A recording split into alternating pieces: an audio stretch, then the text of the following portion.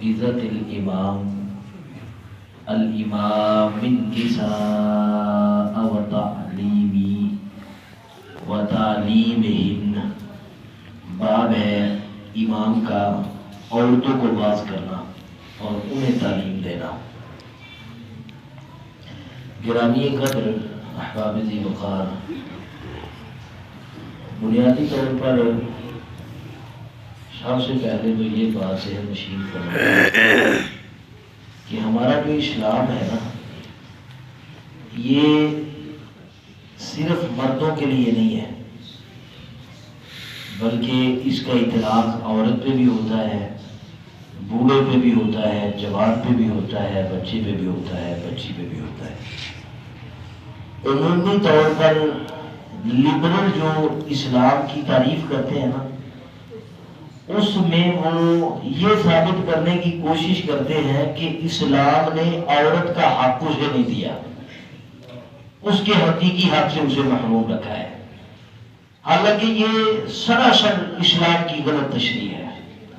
یہ دیکھیں امام بخاری رحمہ اللہ نے باب کیا باندھا ہے کہ امام کا خواتین کو باز کرنا، انہیں تعلیم دینا۔ جو کل ہم نے روایت پڑھی تھی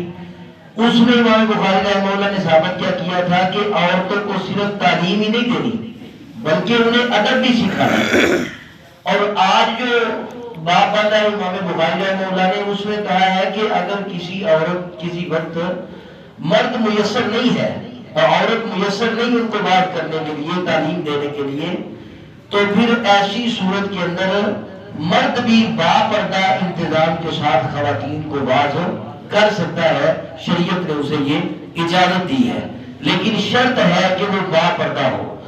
اب اس میں روایت ذکر کرتے ہیں، کہتے ہیں کہ عبداللہ بن عباس رضی اللہ تعالیٰ عنہ نے سنا ہے رسول اللہ صلی اللہ علیہ وسلم سے، انہوں نے کہا کہ میں شہادت دیتا ہوں، گواہی دیتا ہوں کہ اللہ کے پیارے محبوب علیہ السلام ایک دن نکلے اور حضرت بلال وہ رسول اللہ صلی اللہ علیہ وسلم کے ساتھ تھے۔ تو حضرت بلال رضی اللہ تعالیٰ عنہ کہتے ہیں کہ آپ نے بار فرمایا خواتین کو، خیال کیا رسول اللہ صلی اللہ علیہ وسلم نے کہ شاید خواتین کو باز نہیں ہو سکا، تو رسول اللہ دوبارہ گئے، آقا کریم نے پھر خواتین کو باز کیا، اور بات کرتے ہوئے آقا کریم علیہ السلام نے تعلیم کی بات پتہ کیا بتائی کہ آقا کریم کہتے ہیں کہ میں نے دیکھا ہے کہ جہنم میں خواتین کی کثرت ہے۔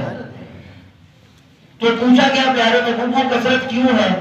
تو آقا کریم علیہ السلام نے فرمایا دو وجہ ہے اس کثرت کی، ایک تو یہ لام تان بڑی کرتی ہے، بہت زیادہ لام تان کرتی ہے، مطلب وہ الفاظ جنہیں یہ لعنت سمجھتی نہیں ہے، اوپر والا سپیکر شاید چل رہا ہے، وہ جنہیں لعنت سمجھتی نہیں ہے نا، مطلب حالانکہ بیٹے کے ساتھ سب سے زیادہ ماں محبت کرتی ہے، لیکن دن میں 5-7 مرتبہ لعنت کے الفاظ بیٹے کے مالک بھی ماں بول لے تو اس کا کھانا نہیں ہوتا۔ دوسرا آقا کریم علیہ السلام نے فرمایا وجہ یہ ہے کہ یہ شکر ادا نہیں کرتی، مطلب ساری زندگی بھی خامد خدمت کرتا رہتا، ایک دن آقا کریم کا فرمان ہے کہ صرف ایک دن ایک کھانے پہ اس کی خواہش پوری نہیں ہوئی تو وہ لفظ پتہ کیا بولے گی، جتنی تیرے تارنگیاں کبھی سکھ پائے ہی نہیں۔ تو فرمایا یہ شکر ادا نہیں کرتی، یہ دو وجہ کیا آقا کریم نے فرمایا میں نے اس وجہ سے عورت میں جہنمی عورتوں کی کثرت دیکھی ہے جہنم میں۔ تو آقا کریم نے فرمایا اب اس جہنم سے بچنا ہے، تو پھر آقا کریم نے فرمایا پھر صدقہ کیا کرو۔ اب حضرت الاستاد کہتے ہیں کہ یہاں سے یہ بھی بات ثابت ہوئی، ایک تو عورتوں کو تعلیم دینا کہ رسول اللہ صلی اللہ علیہ وسلم نے باقاعدہ اہتمام کے ساتھ جا کے خواتین کو بات نصیحت کیا۔ نمبر 2 کہ خواتین کو لعن طعن سے بچنا اور ہمیشہ اللہ کا شکر ادا کرتے رہنا، یہ عورت کے لیے جنت میں جانے کا ایک سبب ہے۔ پھر فرمایا کہ حضرت بلال حبشی کہتے ہیں کہ رسول اللہ صلی اللہ علیہ وسلم نے ان عورتوں سے کہا کہ عورت کا دل ذرا مردوں ہوتا ہے،